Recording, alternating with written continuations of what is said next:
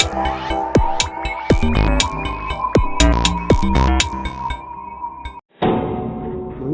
the chapter 3 of English grammar, section B, we will deal with the styles of writing in English, which will eventually help you to compose the essays effectively up to the mark. So in order to present an essay, we need to understand the basic pattern of styles in writing English. So we shall be discussing about the styles, how the styles can be developed, what methods we need to apply, and how we can make the writing effectively by using the patterns or the effective tools given in this lesson. So at the end of this lesson, we will be able to understand that while writing an essay, what type of qualities or the styles we should apply. So before beginning, you can just take a look at what is the style in English writing mean. The style is an established manner of writing which a writer develops over the years. We have already said that everyone cannot be the good writers. That skill comes from the inward of any persons. So there are very few people in the world can be the good writers. And any good writer who is writing effectively, he develops its own style of writing. And this develops style of writing comes by the practice, and it establishes over the years. So writing task is not an easiest way we need to develop a habit of writing. While doing so, we can follow some of the methods mentioned here. So there are many writers who have developed their styles in writing, and these are very famous and renowned ones for their writing styles. Few examples we can just note it down: William Shakespeare, Ruskin Bond, J.K. Rowling, James Joyce. But these are the famous writers. They aim to be the writer. But as a student, you should strive to achieve an effective style of writing which has clarity, coherence, and simplicity. This means we don't aim to be the writer, but as a student of English, we should work hard to improve the style in writing, and as we do the little bit hard work in that, it will bring some clarity in your writing, that's a clearness in our ideas. It will bring the coherence, that is a logical sequence in that, and finally you can have simplicity in your writing. This means very easy to understand to the readers, and finally our writing can be the effective one. But to bring out the effective writings which will finally leads or gives a style to your writing. So effective writing comes by deliberate and controlled activity.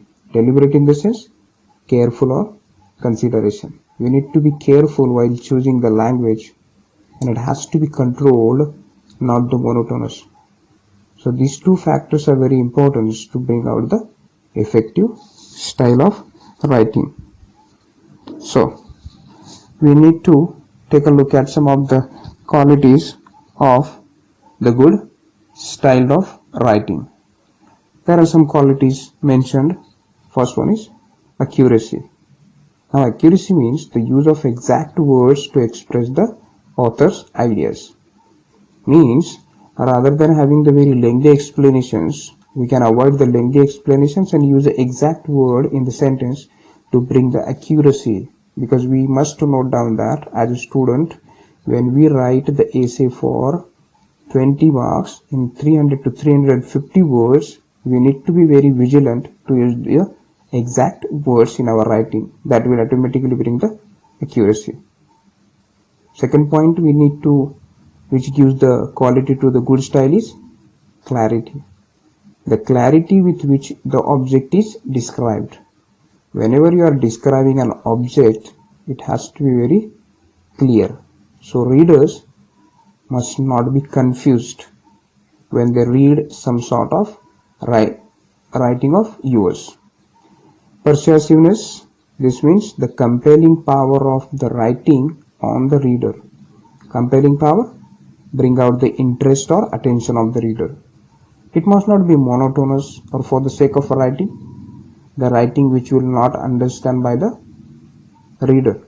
Your writing must be persuasive. So, whenever the readers are reading your writing portion, it must be interesting and appealing to their minds, and there must be attention. And next what we have, that is a vividness. Vividness in the sense, bring the varieties in that. It must not be only one pattern, making an impression on the minds of the reader as clear as actual objects would produce on his physical eyes. This means whenever you are describing something, when they read, the reading expressions must go to their mind, and in the mind they must create that particular ideas or the picture, and they must visualize in front of their eyes. So they may feel that actually the object is present in front of them. That brings the variety to your writings. And last point we should have, that is expressiveness. The force with which the author's state of mind is communicating. This means when you communicate your ideas to the reader's mind, it has to be in a well-to-do managed, and it must have some expressions which can communicate between the writer and the reader. So these are the qualities basically we can think about which will bring the quality to the good style. There are plenty of examples we can discuss about that in the styles of writing. Different styles are created by the different writers. Here, the elements of style. Elements means the structures. There are the varieties of the styles. First of all, using the right words. Whenever we wanted to write something, use the right word appropriate to your stories. Means, note the difference between the words shouting and screaming. On first hand, they look the same, and you may use vice versa, but it may not have sometimes effect onto the reader. So first you need to know what is the meaning of these two words, then exactly you can use the suitable words in that. So for that we need to have a good vocabulary with us, and vocabulary can be built up by reading a lot. So shouting means a loud cry. Screaming also means a loud cry but with an extreme pain. So according to the sentence we can try to give. Few more examples. Speak and tell.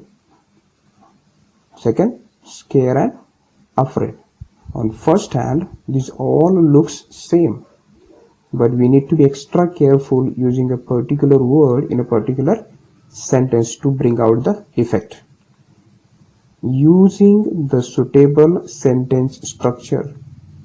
Basically in grammar we have studied that there are the basic structures with the subject and verb, and we can have simple sentence, compound sentence and complex sentence.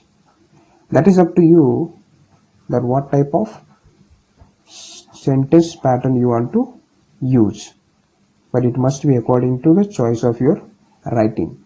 This means this kind of a sentence structure we use to indicate the effect intended in the composition, and use compound or complex sentences are normally used to depict a slow moving action.